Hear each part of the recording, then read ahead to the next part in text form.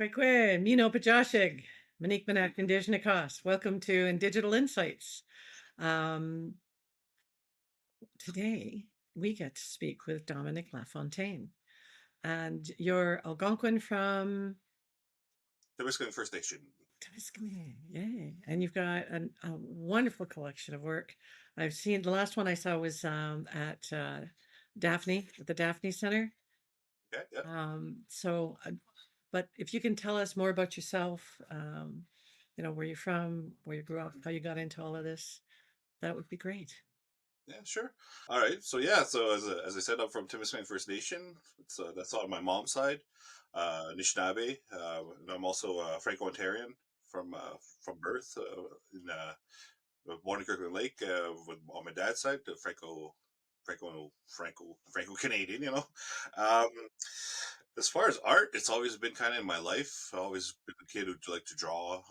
I was obsessed with like hieroglyphs and stuff when I was younger. All that archaeology really. And then in high school, I got the bug really by really looking into like the moderns. So I'm talking like Picasso, not so much, but more the guys like Rauschenberg, more of the Americans. A lot. I was very much into Rothko. I was obsessed with Rothko when I was in my last years of high school. Uh, so much so that when we went to the National Gallery for a visit, you got to keep in mind this is when our school was in North Bay, so it was a 5 hour drive to get or 6 hour drive to get out there, and no, sorry, 5 hours ish. And so what happened is like I went there and I was because I knew there was a Rothko in that collection, and I was so obsessed. I was like, all right, I gotta see it, I gotta see it. And it turns out after like hours of looking for this thing, it wasn't on exhibit that month. So I even skipped lunch to go do that just to make sure I didn't miss it. So it kind of gives you an idea of where I was outside of high school. So then I ended up going to Ottawa U, and I did my BA there in arts. Luckily, I had the chance to have some really good professors, especially Catherine Richards with all of her like more advanced stuff. She was doing like a lot of technology and stuff like that. So I didn't notice till later on, like when I actually started my practice, that oh man, wow, a lot of ideas that I picked up at university really are coming back. So yeah, that's pretty much on the what happened on the growing up kind of part. So, you've been exhibiting for a while. How did you get into that? Well, that's the weird part because I was originally in radio. Oh yes, I could do this voice if you want me to. That's no problem. But I even did a training at band for that, Indigenous voices. And what happened was, yeah, I was in radio music. I was in music in Montreal for quite a few years. Then I came back up to our reserve here, and I saw there was a job for a radio job, and I was like, okay, I know all that stuff, and you can tell like I have all the equipment here also, and and someone came up to me was like, hey, we know you do music and you do radio and all that stuff.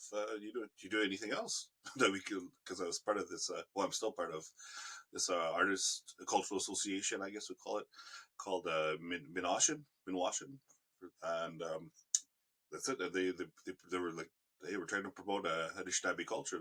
What else you got?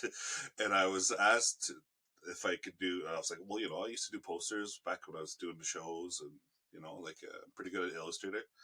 So I did the poster for one of the first gatherings, like of all like pretty much all of our tribes, all like the Algonquins in in our region here. So that was like 2018 when that first happened, and then it was just like I don't know, something came out. It was like, okay, oh yeah, that's right. I used to do this stuff, and from then on, it got going pretty quick, actually. Yeah. It's funny how you just kind of fall into stuff like that. That's fun and funny you say radio. My background is radio. Okay, cool. So I could do that voice too. Yeah. Welcome. Yeah. That's funny. Yeah, that's and so you worked in community radio, and then they started saying, "Hey, we need you for other stuff too." It's funny how it works that way, especially in community. That and Yeah, like it's more on the regional level, but yeah, it's absolutely. yeah, and So it just yeah, pulls out all these other talents that you've either set aside for the time being, or in my case, there was some I didn't know I had. Oh, really, I can do that? Oh, well, let's try that then. You that's it. Yeah, exactly. But I did see. So, what are the types of things that you focus on when you're creating art? Me, a lot of it is oddly enough, it's humor. A lot of it is funny. As serious as a lot of my work is, there's a lot of humor in it. Like for example, just you're talking about the show in Daphne, which is called "Want to Trade Belts." The the actual title is based on a line in The Simpsons. Nobody really quite catches it, but it's actually a line in The Simpsons where Bart gets this fancy new this belt with all these contraptions on them, and the one kid wants to like one of the bullies wants it, and he's like, "Hey, you want to trade belts?" And the bully just has an electric cord as a belt, so it's kind of a joke on the whole on the wampum idea, really, because it's really just a trade of belts when you get down to it. Some people win, some people lose, but it's somewhere in there.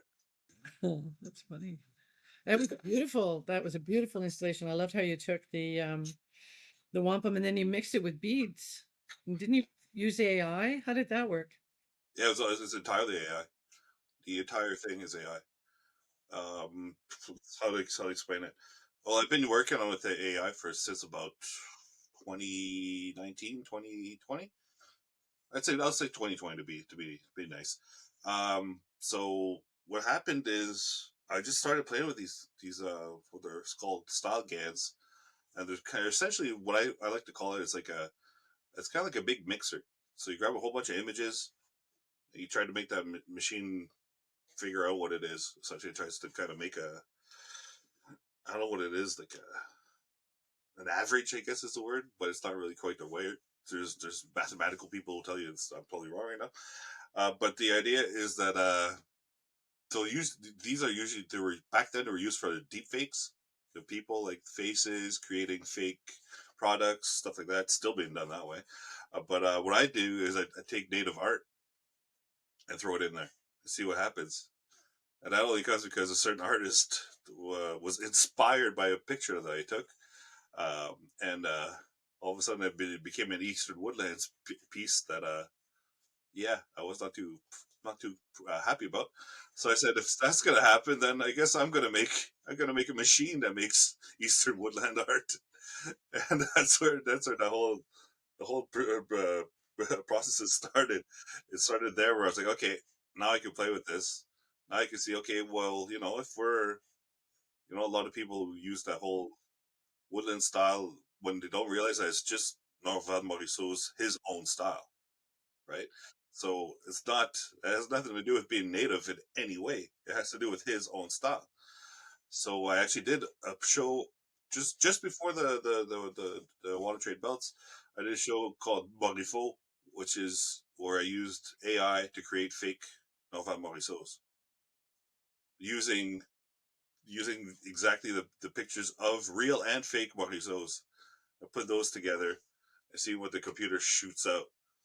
And after a few like generations of that, it starts to learn very fairly well if I do it right, because it's like batches of pictures. We're talking like thousands of pictures, and the real big ones are like billions of pictures. But I don't have that kind of resources.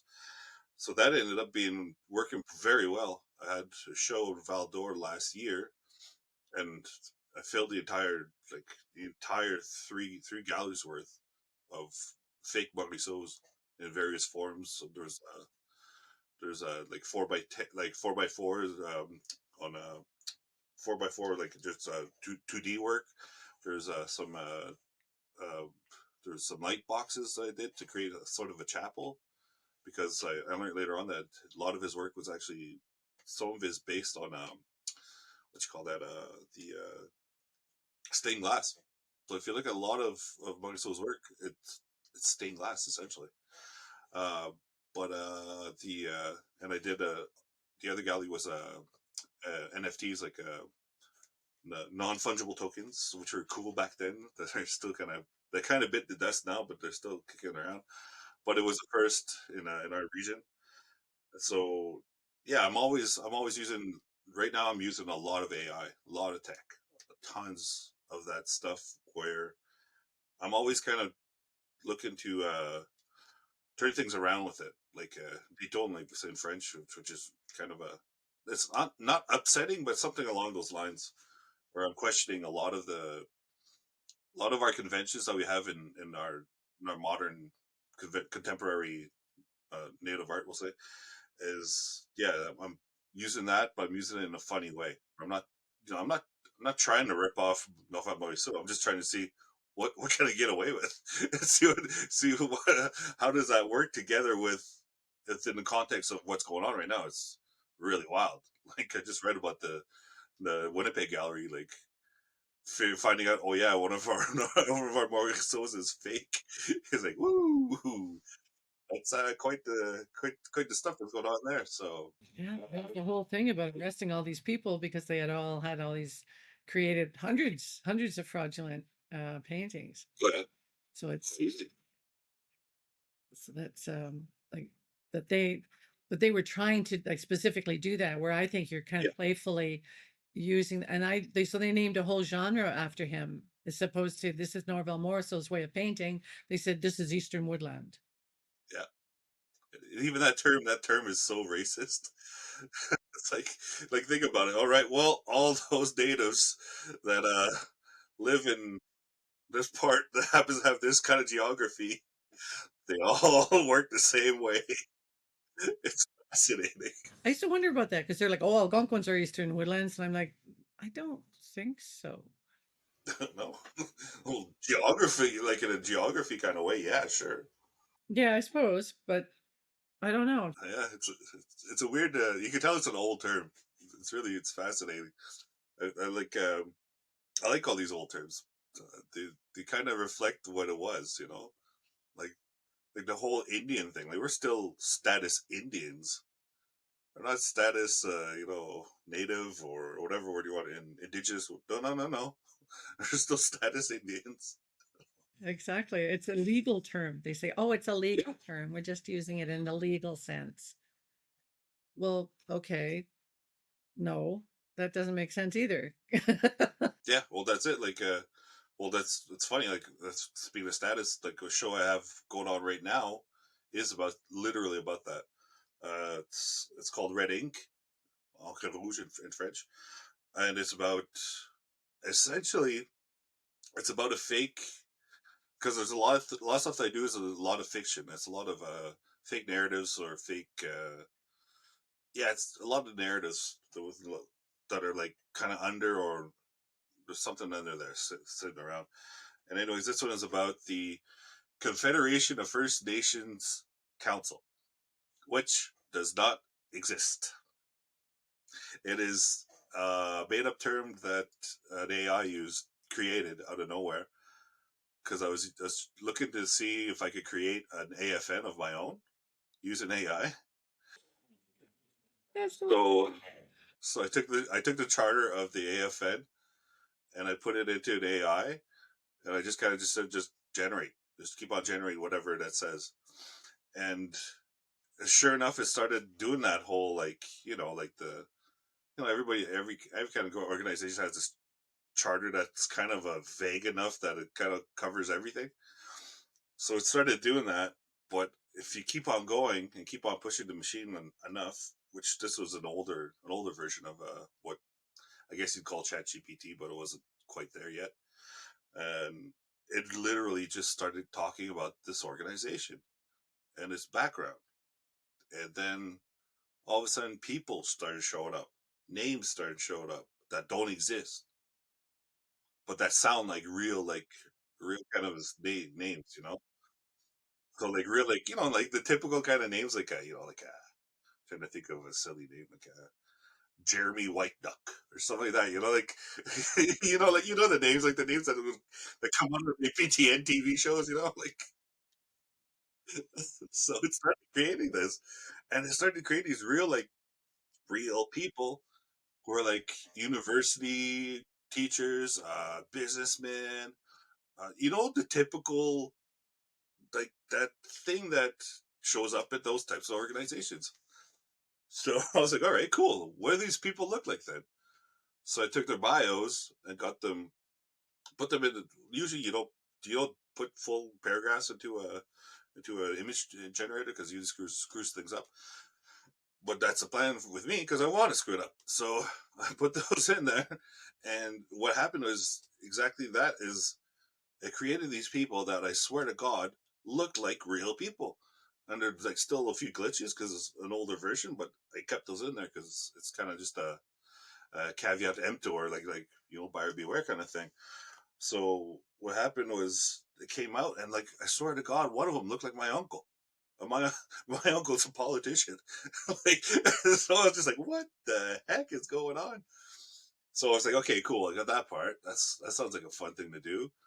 And as I was working on, this was last year I started working on this thing, and earlier this spring, like I was like, okay, well, what am I doing for this show that's coming up? I was like, oh yeah, that's right. I started making a fake organization.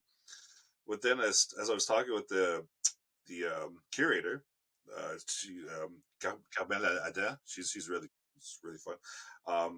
We were talking about status and stuff like that, and like pretendians, especially pretendians, how they're everywhere, and how it's a big problem when, like, especially for us status people who, technically we have some limited funds. We don't know how many funds we have, but we do have some limited funds.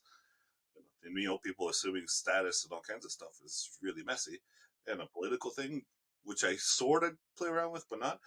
So anyway, so this it morphed into so the Federation of First Nations Council morphed into those I forget what there's one of them called the Confederation of something in Gatineau that are just white people claiming ancestry. And for $100, I think $150 or something, you could be, native according to them. Yeah. Yeah, Remember they that? could, like, Offering cards and everything. Like they were. yeah, exactly. So they got busted about, I think, like 2014, something like that, about 10 years ago. And there's a thing on CBC about them. And I just happened to come across this doing some research, and I was like, oh yeah, that's right. There's this group that like they even had like DNA tests that they'd send out for, but everybody's blood quantum would be the same. So CBC actually had some of their employees, like one of them was an Indian, like not not a Canadian status Indian, but an Indian from India, and the other one was like I think a European lady from like Finland or something like that, like something that really, oh no, Russian. She was Russian, and sure enough, both of them went for those DNA tests with the company that's related to them that works with that confederation, and they both had the exact same blood quantum. It was like kind of like 20% Abenaki and something else, and like just enough to say that they're over 50, Yeah. Yeah. or something like 60%, or something like that. It's ridiculous. And so, anyways, I was like, okay, cool. So, okay, instead of poking fun at the AFN, which I mean, I don't particularly have a problem with, or I don't have anything personal against. So I was like, okay, let's switch this up a bit. So I made it so that this uh this uh this federation is one of those. So it's one of those organizations that makes these fake cards. So what happens is in the show, in the exhibit itself, what you do is you kind of walking into you're walking into their office on the day that they got busted, the day where it was all over. So the reason why it's called red ink is because everything, all of the machines that they use, like a desk, fax machine, photocopiers, all the bureaucracy machines, they're all painted red. And they all have their own space, kind of like an exhibit room, sort of. There's like a little photo booth too. That's all red. It's pretty fun. And the shredder with covered in red with all the red paper. And so what happens? Yeah, it's funny. If you're not native, it hurts. I had a few people come up to you like, "Oh my god, I know, no idea it was this bad." I'm like, yeah, this is the funny version of stuff. So, so you kind of walk in. First thing you walk in is you walk into this room of like, you know, how, like you go to any kind of business or something where there's something official. There's like, you know, the portrait of all the leaders. So there's eight like really nice, very well done, fully professionally framed portraits of people who don't exist that are just kind of they're there. I was gonna put their names, but didn't I didn't need it. So you're going in there and like you go through the room and then there's like this kind of like little showcase of all of their charter, essential values. There's a few spelling mistakes in there too by purpose. There's a few things that are little jokes here and there. So that's the first front part of the part when you come in, and then behind it, that's where you see all the red stuff, like the photo booth, the shredder, the cards. There's a little bit where you go into this little booth where you see like all the cards. What there's like, I use a mirror to make the mirrors to make like thousands of like a few hundred of them look like thousands because that's kind of what they're doing. They're kind of they're exactly and yeah, and so the whole idea is that they're with red ink, they're creating red, you know, red blood, as we would say, like they're using bureaucracy against us, much in the same way that the government does. So that's what's going on right now. It's actually it's in the exhibit right now in Val d'Or until the end of August, I want to say.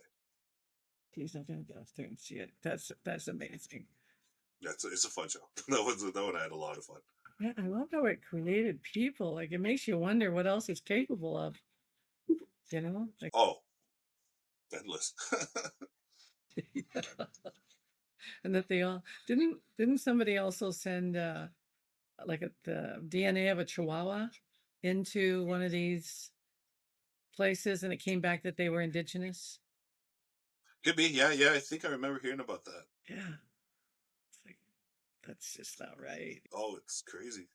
Yeah. Yeah, there's so much of that going on. It comes up all the time.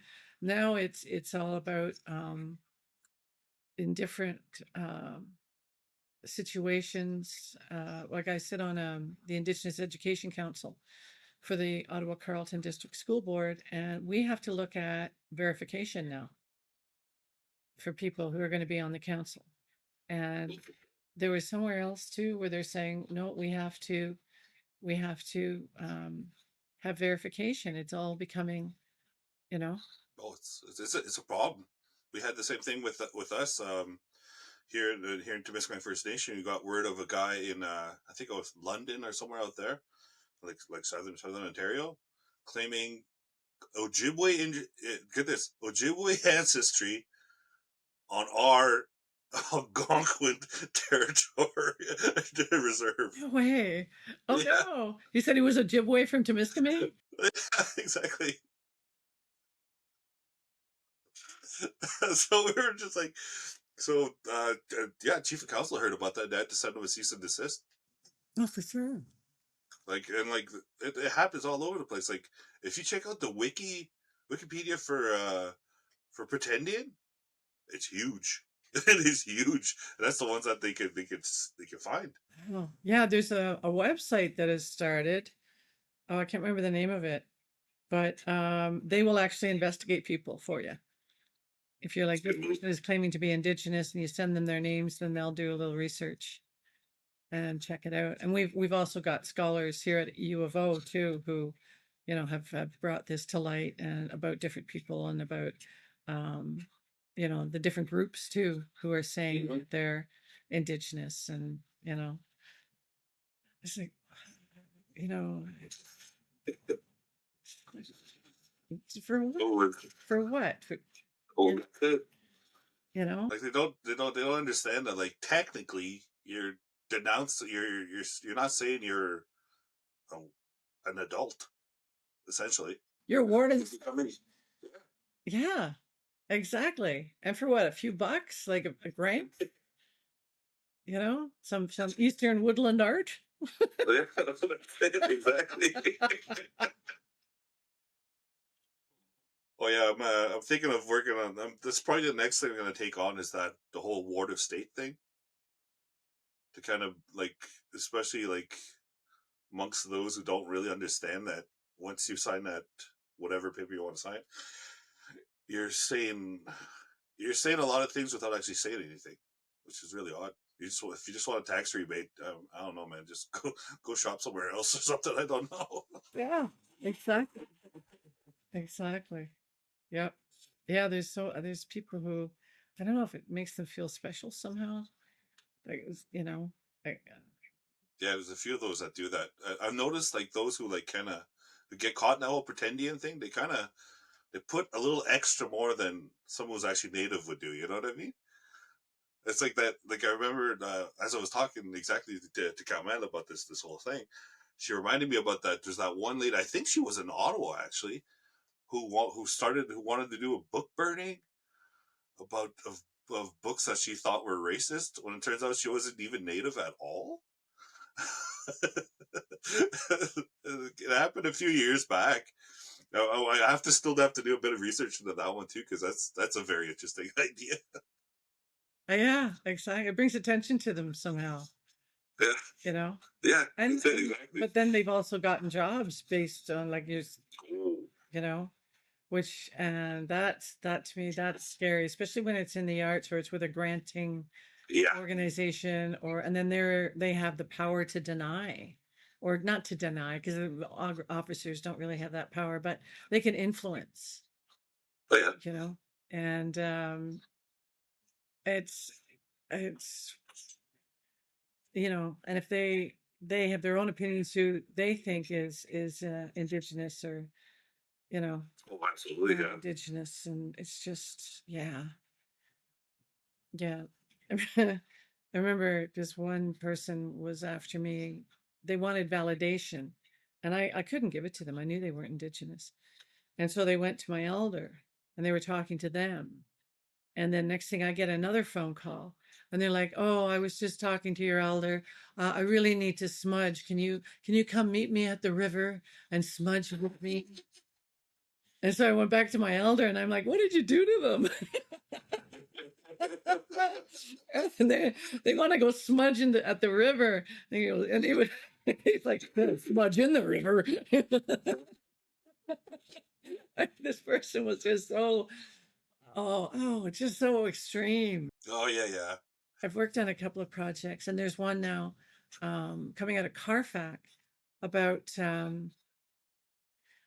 indigeneity and about identity and that kind of thing. And I think it's just so important. Granting organizations, we have to take a look at this. I mean, we think it's silly. I think it's silly and stupid. And why would people do this? But it's having an impact. And so we have to address it. And to me, we used to have this show we did online called Anishinaabe Ajijikagon. And we had Tamara Bell talking about pretendians, and she was the one from out west who wanted to charge them the same way they do in the States. Oh, I loved it. Yeah. The States have this whole law, this whole thing that says if you impersonate an indigenous artist, they can be fined up to $350,000 and plus like go to jail. Yeah, yeah. I was reading about that. There's something like it has to do with the Alaskan arts, right, or something like that. Something like that. Yeah, it's a definitely it's which surprised me from the States because you wouldn't think. These pretendians always freak me out because I don't understand what goes through a person's mind, that they're going to claim something like that, you know, that they're going to, what day did they just decide, oh, I'm indigenous now, or maybe they find out there's something in their ancestry. And usually there is like what do they say that? A grain of truth, maybe somebody was indigenous, 300 years ago. Well, that's it. Some of those organizations claim that. You know, if you have one ancestor from 1700s, well, you're cool. You're part of our group now. Well, yeah. Well, that's like the Algonquins of Ontario. Exactly what I'm talking about. I saw an article where they were talking about how, according to the criteria, which was originally put out when they first created Algonquins of Ontario, Trudeau could have been a member. Yeah, like I forget, something like 300,000 people, something like that, could have status in Ontario alone. Yeah, exactly. And I mean, I know they've cut a lot. They made 3 or 4 cuts, I think. The last one was last February when they said, oh, sorry, Bonnechere is not an Algonquin community either anymore. But I mean, I always wondered anyway, because I was told that Bonnechere was started as a non-prof for off-reserve housing for women from Pikwakanagan. So then, and it was in a municipality, it was in a town. So how Yeah, that community became a First Nation Algonquin, like, that's wild. was not a historical community. Not like Charlotte Lake. Like Charlotte Lake, there's lots of documentation, lots of history of Charlotte Lake asking for reserve status that goes back hundreds of years. Whereas, this other, so then now they've decided, oh yeah, okay, so they're not going to be in Algonquin anymore. But these people in the meantime, they're representing us at the table to negotiate land That rights. has nothing to do with that. Like especially us, it's a big problem with on our side because we're technically Quebec based, but a lot of well, about half of our territory is in Ontario too. So it means all of us who have anything that's in the Outaouais, all of them down there too, like KZ and all that. Same thing. It's like all of a sudden, first of all, to say you're of Ontario is such a silly way of seeing things. Exactly. There was my cousin was laughing. He goes, Algonquins of Ontario. He says, there's Algonquins in Ontario. That's it, exactly. That might be something to work on. I'm gonna write that down right now. What I loved was when it first, like, it was all, happening. And then the community said, no, we don't want this deal. Like, don't do it. And then the chief and council went ahead and signed the agreement in principle. And then the grandmothers started taking the band council to court because they're like, no, we told you no. And then, not Gilbert, his brother, who was chief at the time in KZ, decided the community decided to put in a land claim for Parliament Hill. That was my reaction. Like, yeah, that makes sense. I thought it was a good one. I don't know what happened. I'm not sure. I haven't heard what happened with that. But I mean, they had other issues as well. Even around Kitigan CB, it was kind of patchwork, like, but the territory originally, yeah, and then all of a sudden they put Maniwaki right on top of it, and so there were pieces, little patches. Where my grandmother is buried was part of the reserve, and now I don't think it is anymore. Wow. Okay. Yeah, and then they finally got some compensation for that, but it doesn't make up for the fact that my grandmother is like not in the community anymore. Like, that's she wanted to be there. That's where she wanted, because her mother is there. Like, Oh, yeah, it was. yeah, yeah. It was just kind of. It was all so crazy, but it's just funny. Well, it's wild. Like we have kind of some of the same kind of stuff here. Like we used to be on water, but then when the white people came in, is all everything that was nice on right by the lake and was all is all taken over. Like now our reserves it's in the swamp essentially. And there's all kinds of questionable things that happened back in the days where like the the uh the priest would like get a whole bunch of people, get them hammered, and get them signing stuff.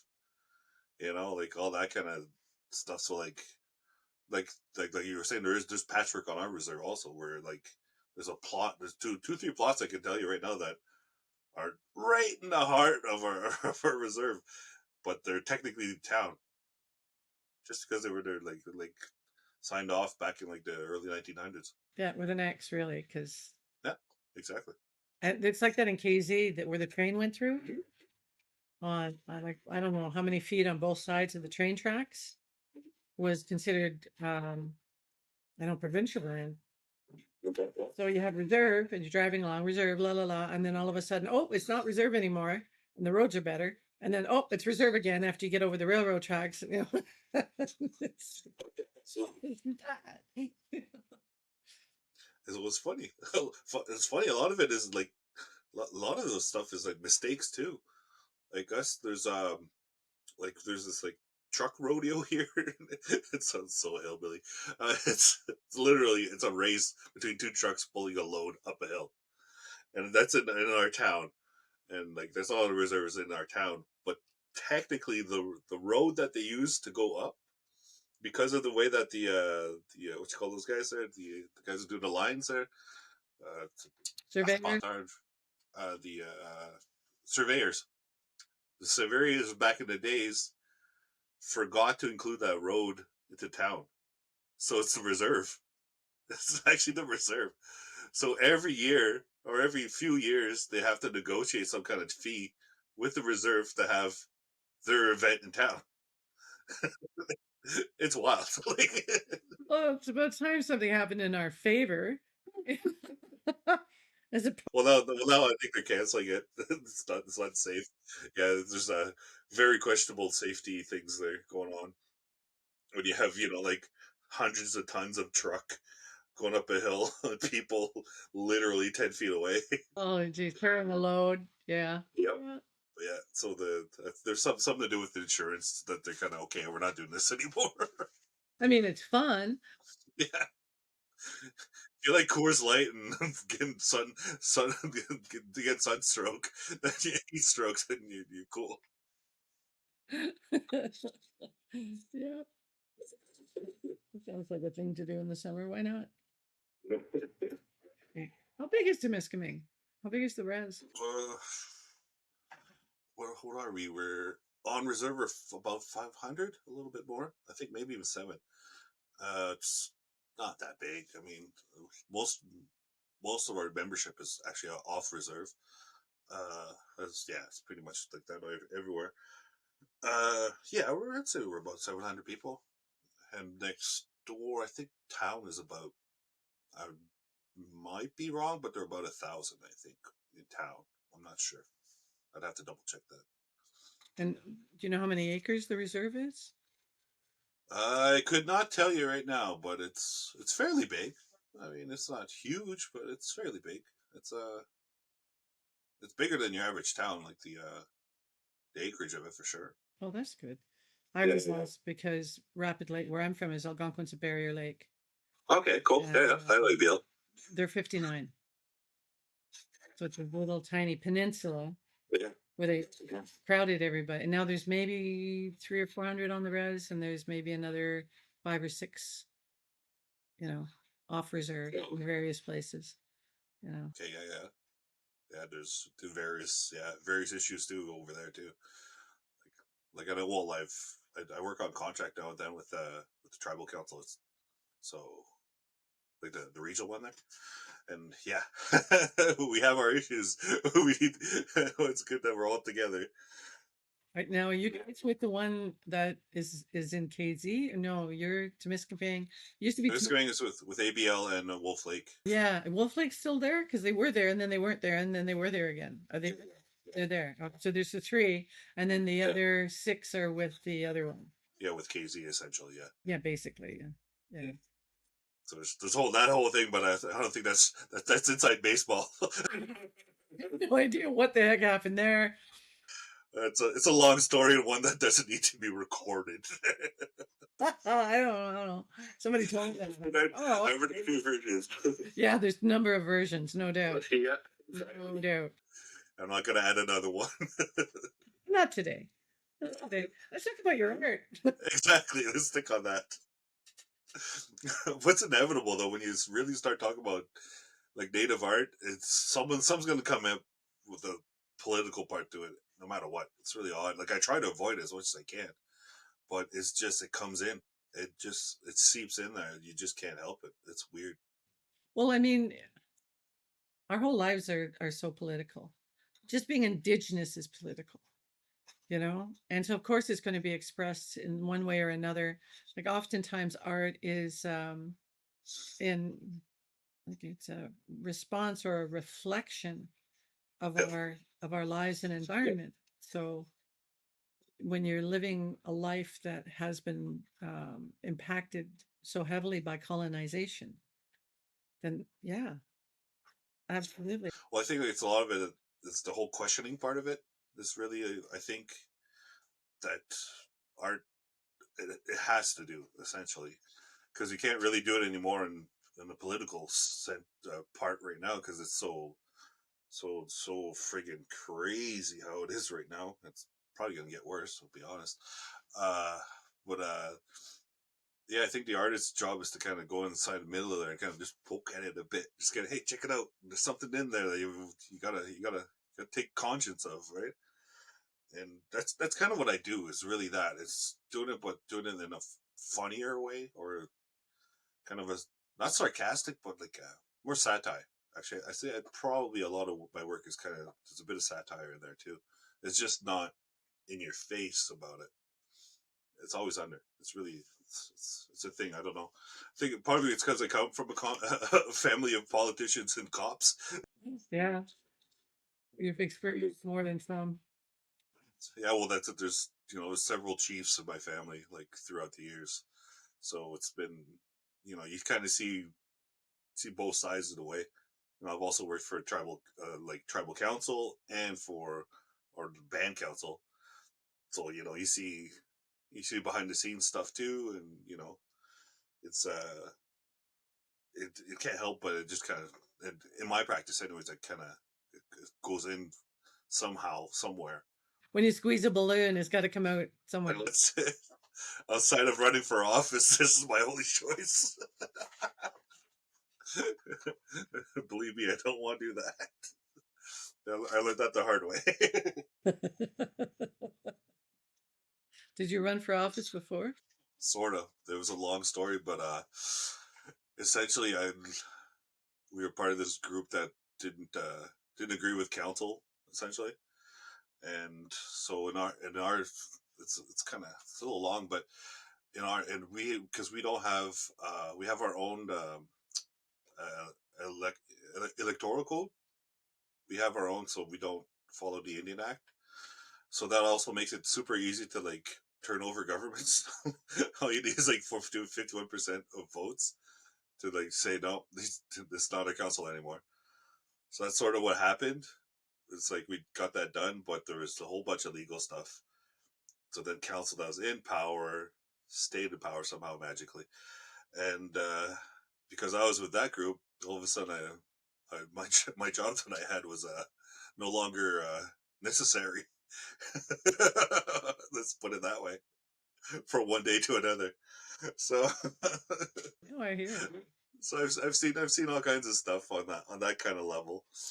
So yeah, that's it. Then like instead of writing diatribes and getting mad and doing all that, I'd rather make fun art and kind of show, hey, this is what's really going on. It's not all feathers and fucking land acknowledgements. Yeah, exactly. It's not all sitting and meditating in the bush. We're not sweating all day.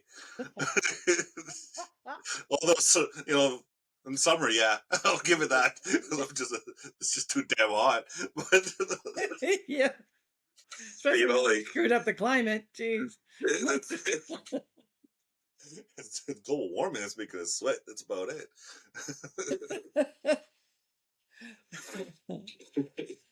Yeah, it's true though. The same in my community. It's been so manipulated by the government. It's incredible. We had a traditional code, but then the government said, "No, you're not doing that anymore," and enforced the Indian Act on the community, and it just split everybody right down. Like families were torn apart, like Oh yeah. brothers and sisters. Parents were torn apart. One landed on one side, one landed on the other, and it was so destructive. And so in the meantime, while all of that's happening, the resource extraction companies are coming in and they're, just quickly, everybody just start cutting fast, and zooming down the high. I've had people tell me, like, I've never seen so much cutting. Actually, it was that same chief who um, put in a land claim for the Parliament building. I can't remember his first name. I want to say Leo, but that's wrong. Um, he told me, I've never seen so many trucks come out of that park as, after there was a trilateral agreement, and then the feds walked away, government walked away, province walked away. After it was signed, like, if we tried to do that, like, we'd be sued, right? But they get to walk away from these things. And then all of a sudden, all these trucks started loading up, and just the wood started coming out and coming out and coming out and coming out. And he says, I've never seen so much. Clear cutting is after that. So, and then it split the community. So I mean, they've got their ways. They certainly are good at what they do. You can't deny that. But I like the idea of the satire. I like the idea of making, because it makes people think. You try to, if you're mad and you're, just getting angry and being angry and saying angry things, people turn you off. Like, they don't, I don't know. I know myself, I don't want to hear it. But if somebody's funny, Yeah. yeah. And it's also cultural. It's very, very much cultural. I say that almost every interview I've done is, in our community, if you're not funny, or if someone doesn't want to joke with you, I'm sorry, dude, you're not accepted. Period. Exactly. And Exactly. like, that's the thing. Like, I got a buddy of mine who's like, man, every time you're in like shows, you're always saying like, oh, it has to be funny, or like, it made you laugh. And that's what you say is like, that's all you say is the idea. I'm like, and it took for like, I forget what I was doing. I think it was an interview. Oh no, it was uh, what you call it? Sort of like one of those like showcase kind of like videos, like showing like what I do. And finally, my buddy watched that video, and he's like, "Oh, okay. So there's a whole bunch of like real political and like heavy stuff behind." It. I'm like, "Yeah, dude. I only present it as like when I'm in public doing a speech. I'm not gonna sit there and like, you know give people preach to people or whatever. I'm gonna be, oh, hey man, this made me laugh, so hey, check it out. Like, because otherwise, I mean, I'm not gonna sit there and speech around to people. No one wants that, anyways. No, no, and they don't listen. Nobody listens to that, but they'll listen to you if you're funny, That's it. Yeah, absolutely. and they'll take it in without even realizing it. Yeah, yeah, absolutely. Yeah, and often too, like this certain tone that some people like before a show, before the exhibit or vernissage, or like they'll have an elder, but the elder will just keep on going. You know what I mean? And like to try to keep on going in that rhythm, you just lose everybody, man. Yeah, I've had that happen. Yeah, yeah, that's no fun. It's not to be mean, but it happens. It really does. Yeah, yeah. I've had, like the prayer before supper, everyone's starving, your food's getting cold, and they're still talking. It's like, why? Yeah. Oh, man, I got a 10-year-old here who's starving. Well, I remember like during COVID, what was the Vancouver Film Festival? They had an online edition, right? And they had a land acknowledgement part. The thing is, they were in Vancouver, so every freaking there's like 17,000 nations that. how many nations are there just in that little region, right? Each of them did a song and a prayer. That thing didn't start for a good half hour. And I was just like, "Oh man, come on!" Like, I know, it's cool, respect and all that, but you know, make a deal together and be like, "Hey man, can you cover that?" Cover this. It was all good. Yeah, yeah, I've seen that. I've seen that too. Well, Toronto's a good, uh, Yeah, because there's so many in Toronto, that yeah, claim that land, and so that goes on some, you know, or it's like, if people want to do circles where they introduce themselves, everybody introduces themselves, then you got to book an extra hour for that. especially if it's in the language. Oh boy, Oh boy, yeah, sometimes it gets a little long. yeah, yeah, and it's not like, I mean, we want to create these spaces.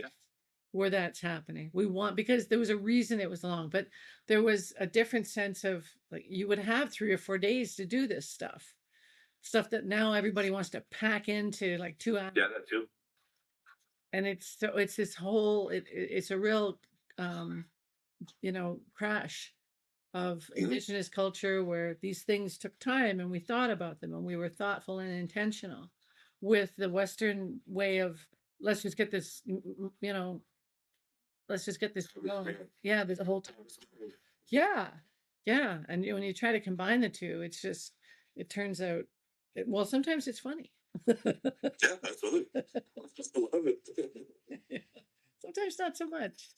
That just gave me an idea also. Good. I've, I've just thought about it. A rented elder program.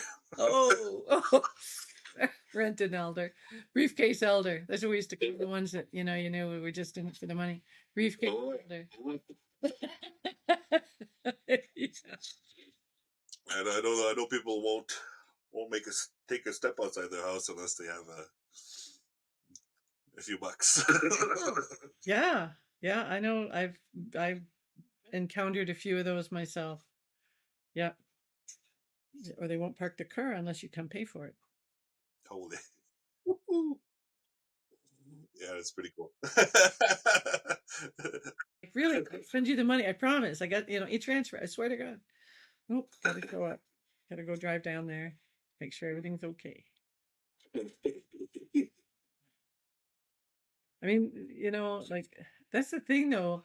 This environment of opens and closes and this kind of thing, like they're um they're making data bites out of our ceremonies. Like the whole thing about, oh, we're recognizing we're on the land, we're doing land welcomes, we're bringing the elder to open and to close, but it's it's being done in a way that's not, I think, cohesive with our culture. I don't know. There's different ways to see that. Really, I don't know. I'm not. I think kind of the other way around, where it's like, what if we used what if you used the AI to make more types of ceremonies? You know, just why not? Why not have like a fucking like a buffet of ceremonies or something, right? Pick a ceremony, any ceremony. Yeah, exactly. Because honestly, I think it kind of is like that. I like kind of like the federal government level, like where they kind of have their what you like I said, like business Indians will call them. You know, Yeah. it's interesting. Right, rent an elder. That's all I can say. Rent an elder. Jerry, oh jeez. Yep. Don't forget. Yeah, that's true. It is. I'm wondering though, these people that the AI created, are they like, what? Okay, they have bios, but like, the AI wouldn't actually have an understanding of the culture. So No, at all. yeah. So what are they created? It's that's what's fascinating about it is the idea that um how to say it, culture is not a thing to an AI. Those types of things don't exist. It's just it's a copy paste of things that are written all over the world, essentially. So when you get down to it, it's just really, it's no different from like copying a form from I don't know, a mechanical book or something. You know, it's kind of the same thing where it's just taking what's out there. And like the one I was using, it was it only go up to 2020, I do believe, because the databases were only went so far. So there's a lot of stuff that's really like that's just limited. It's limited essentially. It's a big mirror. That's all it is. It's a mirror of words essentially. So that's why you can come up with all these things that are very stereotypical, you know, full of connotations that are either good or bad. But what I like to do is I'm flipping all these things around and seeing what's funny in them because I don't want anything that's straight and nice. Like want to trade belts is kind of on the level of okay. There's some modernism in there, very formal kind of stuff, and like because to create that show, I had to make roughly 2,000 of them. So what you do is you grab the actual let's say you let's say I took a whole bunch of pictures of the beating in this case, hundreds of them, put them in with pictures of. I know a few of them were like I used models that they use for cars because cars, a lot of pictures of cars are very bright, they're very shiny, very glossy. So by putting those with pictures of beatings, which sometimes are shiny and glossy, what happens is that the AI starts making things that are shiny and glossy and kind of round. And then, so as I kept on playing with these things over the years, now I've come to the point where I can kind of almost control it, where it's okay. Well, I know if I put a certain number of, let's say, well, the perfect example I can give is, I decided, hey, what if I made a coloring book? And through working with it, I reached eventually a point where everything was black and white with just lines. But that's over like feedback, almost feedback loops of it. So like grabbing like a whole bunch of them, black, like literally a bunch of coloring book pictures, putting them in with another any kind of other model. Let's say cars. We'll stick with cars. Well, native art, easy enough because there's a lot of lines and stuff, especially in like Haida and all those guys out there. And put those two together. Eventually, if you take out the ones that you want that are only black and white, you do it again, you do it again and again and again. Eventually, it starts saying, okay, oh, well, now I get it, black and white with lines, but native-ish. So I created that what 2 years ago, and from then I know how to use I kind of use pictures almost as palettes. It's really like that's how it is. Where like now I find that like I did one that was really really wild. Was I used pictures of meat. You wouldn't believe the monsters that come out of that because it takes the texture of the meat and the colors and the fleshiness, but you can apply it to all kinds of things. So you have these faces that are made of meat, like real like horror movie kind of stuff.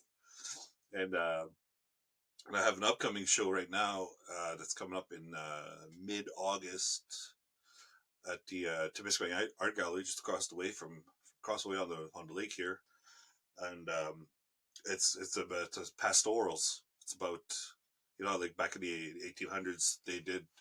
It's kind of this like let's go back to nature because of all this evil pollution of the great cities, and it's like this kind of a nostalgic kind of thing for something that never ever happened. And that's kind of what I'm going on with this one. It's because here it's very agricultural where I'm at. Like we're kind of like the basin of the valley here. Valley. Well, it's not really that big, but it's not that high. But it's a rift, I guess, is the word. And so like we're in a clay belt.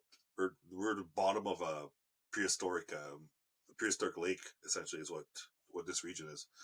And so anyway, so that makes it that we have tons of fields, tons of like cows, horses, the whole deal. Everything that got everything turned to agriculture like early 20s essentially. There's a whole other story behind that I found out that leads to a secret society of Franco Canadians, which which I'm working on right now. But so anyway, so the idea is that here, like a picture of a horse is a very nice picture here. You know what I mean? People want that brilliant, beautiful horse. When I put pictures of horses in an AI, it turns into this crazy, surreal, sometime horror, sometime beautiful. So it's going to be a show of things that are usually in pastoral. So a lot of like beautiful landscapes, but weird characters and stuff like that. So I'm working on that right now. But again, I haven't touched like actually I haven't touched an actual paint or physical medium myself in at least 3 years now. Well, yeah, with these tools, I mean, there's so much These tools. Well, like actually, well, for my show, like most of the technicians did all the painting for all the red objects. But there's the we had to get some shredder paper and kind of paint that red. So that's the first time in years that I used paint on anything, spray painting shredded paper. right. Well, it's something. Yeah, that's it. Yeah, only the artist touched it, so now it's real. Well, this has been amazing. I have really super enjoyed talking to you today. Yeah, it's been really fun. Yeah, it has. This is fantastic. Thank you so much. Thanks for being here. Thanks for telling us about this. Thanks for the conversation because it's not often I get to speak to another Algonquin. Um, yeah. That's a whole other story. You too, eh? Yeah. Well, thank you, and we'll talk to you again soon. And we're gonna come. You're in Valdor right now. I have a show right now in Val-d'Or at the Centre d'Expo, Vaux and I have another show coming up at Temiskaming Art Gallery in mid August, and then I'm going to be in residency in Sudbury from late August going into September. Excellent. Well, thank you, Kachimi Gwitch. Thanks for being here with us today. Yeah, G Migs. Looking forward to the next time.